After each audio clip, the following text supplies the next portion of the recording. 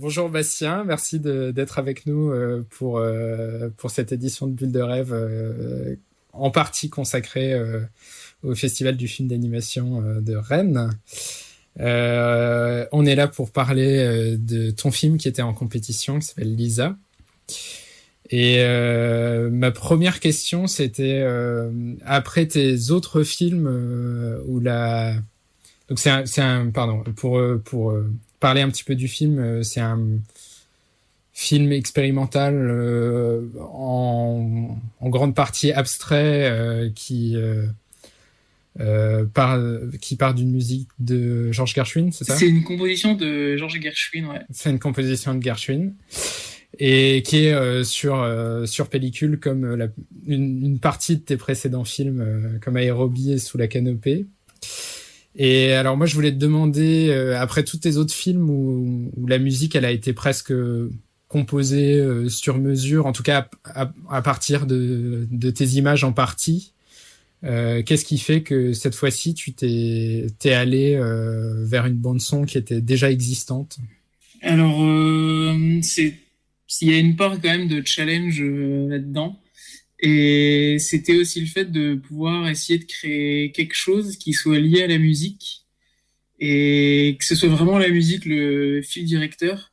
Et par cette technique avec un synchroniseur, c'est une vieille outil qu'on utilisait pour synchroniser les pistes son et les pistes images dans les montages 35 mm au cinéma. Et en fait, je voulais réutiliser ce principe-là et ces outils-là pour me dégager de tout ce qui pouvait être numérique ou informatique et me laisser guider que par la bande son. Et donc, ce processus-là force à faire une détection sonore sur une bande son analogique. Et à partir de ça, les idées viennent. Bon, moi, j'avais quand même fait des dessins, je savais à quel moment je changeais d'ambiance, etc.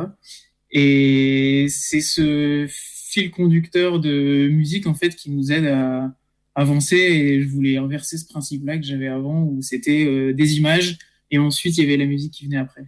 Est-ce que tu peux juste expliquer un petit peu ce que c'est une détection, ça fonctionne comment? Une détection, en fait, là, très concrètement, avec cette machine, la bande son, c'est une bande 35 mm qui est opaque. Il y a une tête de lecture qui vient se poser dessus, une tête de lecture magnétique. Et en fait, on fait tourner la bobine. Et quand la bobine tourne, on va entendre la bande son passer donc au casque. Et on va entendre la bande son en 24 images secondes. Donc les sons, bon, je vais pas le faire là, mais il faut s'imaginer une bande son ou quelqu'un qui parle ou du piano très ralenti. Donc c'est pas très, on discerne vraiment pas bien ce qui se passe, mais c'est justement écouter toutes les subtilités, toutes les nuances, toutes les variations dans le son. Donc ça implique de forcément écouter de très nombreuses fois les passages en question, dire ah ça doit correspondre à ça doit correspondre à ça. Et ensuite, du coup, sur cette bande son magnétique, moi, avec un marqueur, je venais faire des croix, des ronds, des traits, des hachures, des traits qui me disaient, bon, voilà, pendant 50 frames, je peux faire un trait, là, je peux faire ci. Et à partir de ça, donc de ces petites indications, on passe sur la bande transparente sur laquelle on vient dessiner. Et donc, on peut toujours écouter, mais on se cale par rapport à ces indications. Et normalement, si on a bien fait notre travail, l'image qu'on a fait colle avec la bande. Et ça a fonctionné. T'as refait du montage dessus ou pas du tout sur le film? Il n'y a pas du tout de montage. J'ai testé au début quand même sur une dizaine de secondes, voir si j'allais pas n'importe où. Il se trouvait que ça marchait assez bien. Du coup, j'ai fait les 2 minutes d'un coup.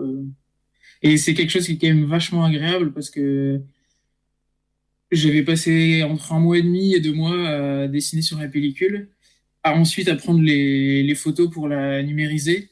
Et après, donc là, sur ordinateur, superposer la couche de son et la couche d'image. Et là, il n'y avait plus rien à faire, tout était synchronisé. Donc ça, c'est un moment un peu jouissif qui fait plaisir. Je vais revenir parce qu'il y a plusieurs choses que tu as dites qui sont hyper intéressantes. T'as dit que tu avais quand même préparé un petit peu le film. Du coup, tu as construit avec des ambiances déjà. Tu savais que tu avais des phases dans le morceau, t'avais quand même un petit peu préparé? Ouais, après c'est pas à l'image d'un storyboard traditionnel, hein, si je puis dire, mais c'est vraiment de se dire bon bah à partir de ce moment-là dans la musique, là je peux me permettre de mettre ça, là j'ai telle image que j'ai envie de placer, là il y a ça. Et après c'était des petits croquis, c'est des animations assez simples, mais là ça va plutôt être des hachures, là ça va être des traits, là ça va être des taches, là ça va être des traits qui vont osciller ou ce genre de choses.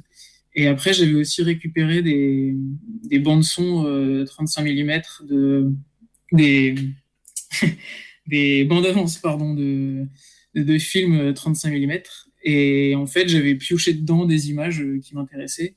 Et c'est pas très visible, mais il y a quelques images un peu subliminales où on voit des personnages. Et ça fait partie des choses que j'avais décidé avant et que j'avais rotoscopé en fait avec la pellicule. Et t'avais fait quand même des petits essais ou t'es parti J'ai fait des essais, mais il y avait pas de raison que ça marche pas. Mais et alors justement, ton film précédent, Sous la canopée, c'est un film que déjà que t'as essayé de produire avec quelqu'un, t'as mis le temps de faire des dossiers, de préparer. C'est un film qui est aussi un petit peu plus écrit que Lisa. Est-ce que du coup là il y avait un besoin, t'as dit t'as fait le film très rapidement finalement. Est-ce qu'il y avait besoin de quelque chose de très rapide, spontané à ce moment-là? Ouais, bah, c'est exactement ça. J'aime bien essayer d'alterner entre un projet un peu plus conséquent où il y a vraiment une réflexion en amont qui est un peu plus conséquente et puis quelque chose de beaucoup plus spontané où on peut vraiment se lâcher. Et là, je pense que peut-être que c'est de la chance avec cette technique, mais au moins cette technique permet de vachement se libérer de plein de contraintes et d'aller à l'essentiel et de produire assez rapidement quelque chose qui est esthétiquement intéressant et qui nous fait plaisir tout simplement. Et c'est des films dont tu te sers pour nourrir aussi des films un peu plus conséquents, ou enfin en termes d'expérience, ou c'est vraiment juste des échappatoires où ça te permet de te défouler? Non, bah, c'est une bonne question parce que je les vois exactement aussi comme quelque chose où je peux essayer ce que j'aurais pas osé peut-être de faire sur Sous la canopée par exemple parce que j'étais pas du tout sûr d'être capable de le faire tout simplement. Et si Lisa avait été fait avant Sous la canopée, je pense que Sous la canopée, il y aurait eu une grande partie qui aurait été faite différemment. Mais je suis très content d'avoir fait Sous la canopée de cette manière-là. C'est une autre approche et ça permet de travailler aussi différemment. Et là, en l'occurrence, Sous la canopée, le travail était travaillé vraiment différemment et depuis le tout début de la réflexion, en fait. Et c'est un travail qui est tout aussi intéressant que de partir de la musique. Et là, tu dis que tu aurais fait Sous la canopée différemment. T'as un nouveau projet de film en ce moment ou... Ouais. J'ai un nouveau projet, mais qui se veut quand même plus narratif et plus figuratif.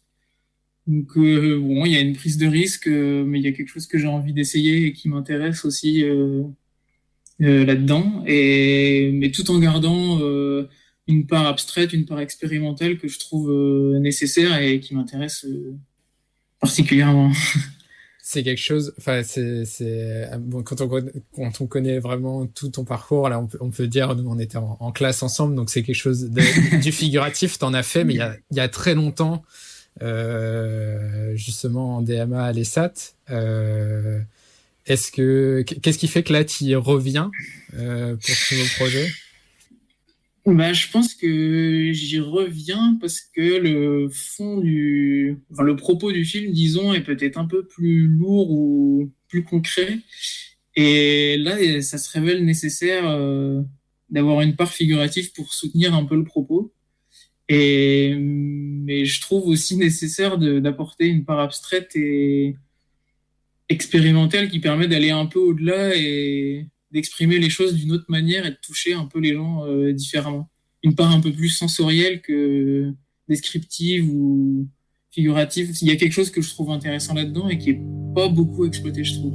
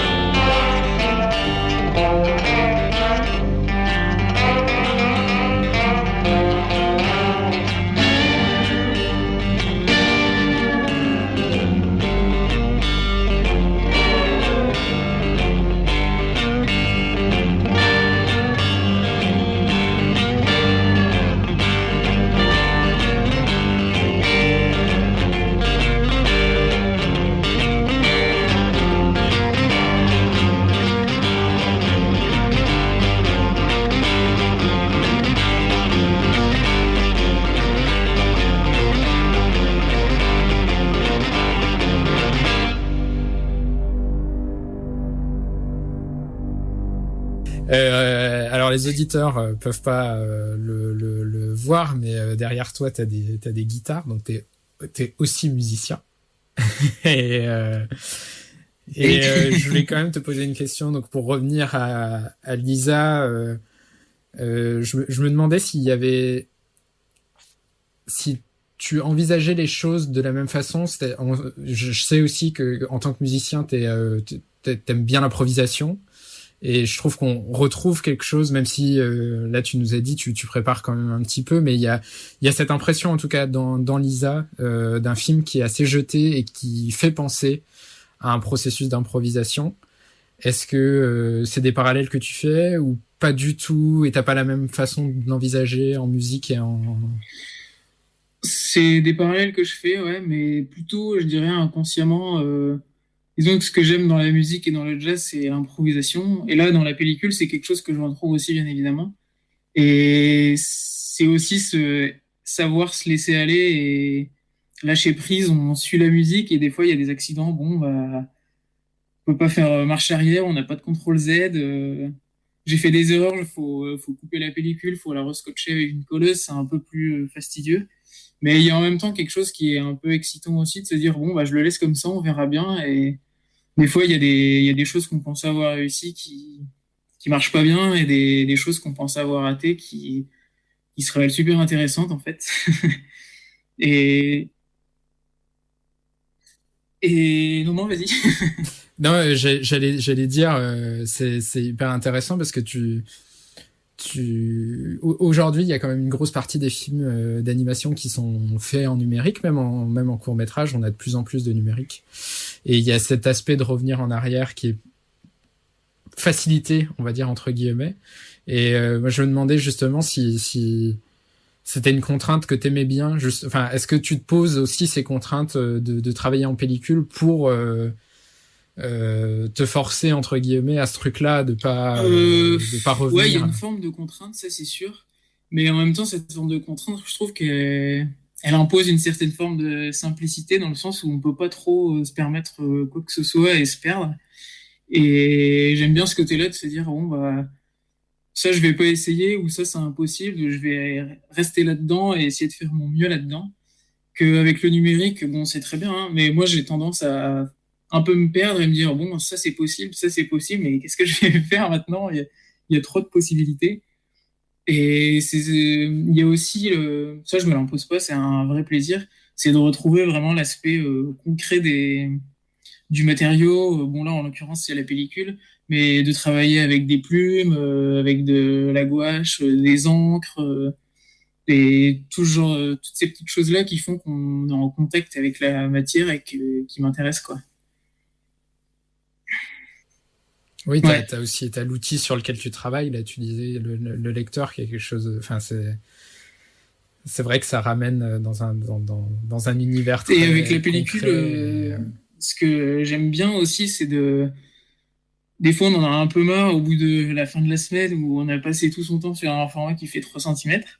Et moi, je numérise avec un objectif macro. Et c'est de retrouver après, justement, sur grand écran, des choses qui étaient toutes petites ou qu'on distinguait pas très bien, même avec une loupe. Et là, qui révèlent plein de détails, de raffinements, des petites craquelures, des nuances dans la couleur, plein de choses comme ça. Et c'est juste pour le plaisir de se dire, ah, c'est beau.